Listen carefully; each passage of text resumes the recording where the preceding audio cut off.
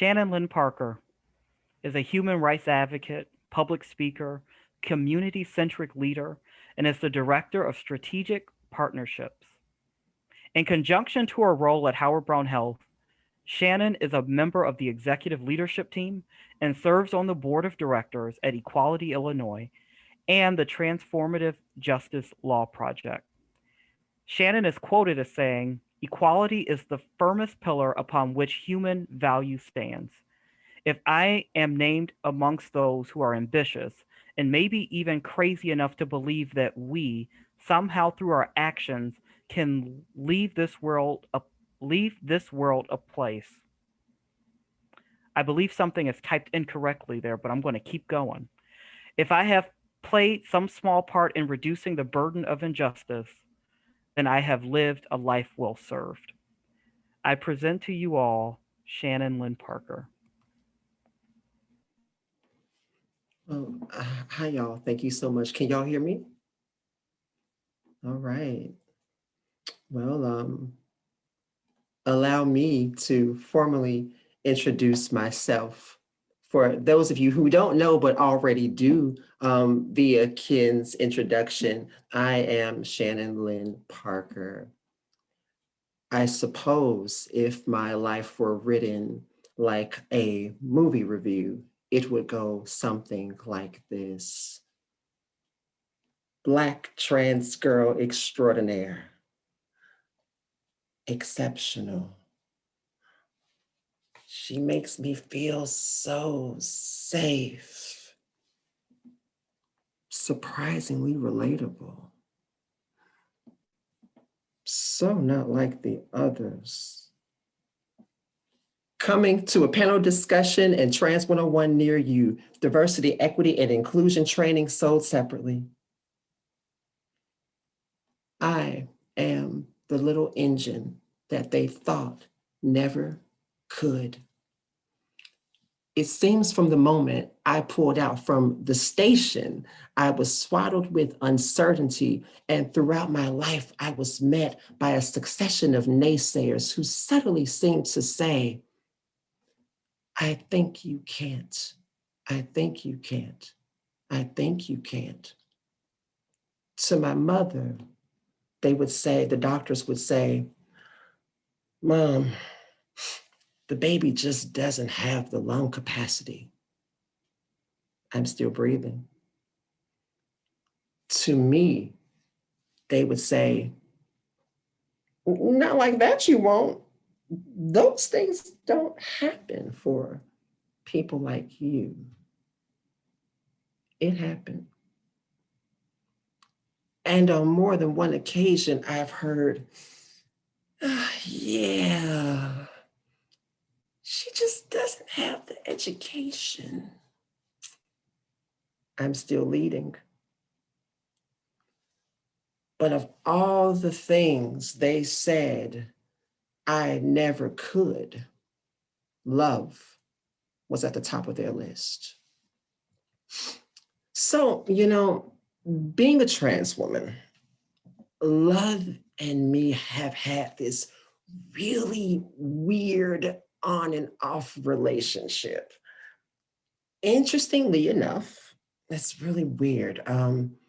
I grew up in total admiration of the women who collected their many husbands' last names, kind of the way my mother collects those ceramic trinkets in her curio cabinet. There's something about the drama of it all, right? Like Elizabeth Taylor, or my personal favorite, Moselle Baptiste from Eve's Bayou. But love and transgender oftentimes seem like oxymorons, just like the dichotomy of men who love us at 3 a.m. but never at 3 p.m. Perhaps these men's oxytocin levels do not peak until streetlights signal that the coast is clear and it is safe for them to travel to the houses of their clandestine lovers. In a society where boys are not allowed to love freely, they become fragile men, who in turn cut off the air supplies of girls like us, girls like me. These are the men who fight like hell to protect the secrets of which there is nothing to be ashamed of. And while his victim lay slain and she becomes yet another, say her name, I can't help but to ask myself, who is to blame? Is it him or is it the society that shames? So to all the boys who have loved me when the world around us would not let them, to all the ones who have found comfort in my forbidden embrace, to the ones who fear their love revealed and judgment from God and peers, to the ones who text before wedding days to say, I wish it could have been you.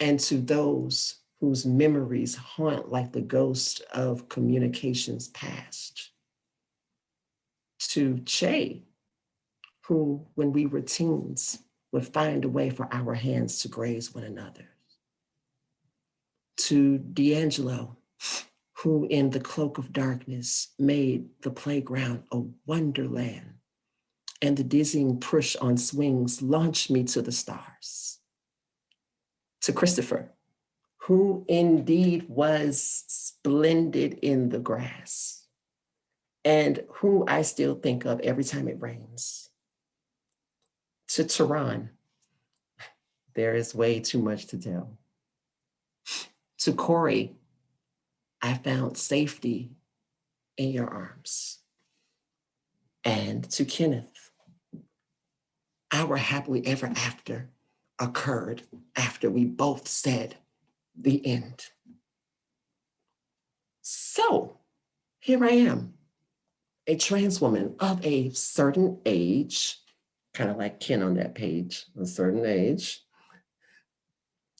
twice engaged, still hopeful, but never a bride. I've become a bit of a ring collector. And through it all, I still believe in love.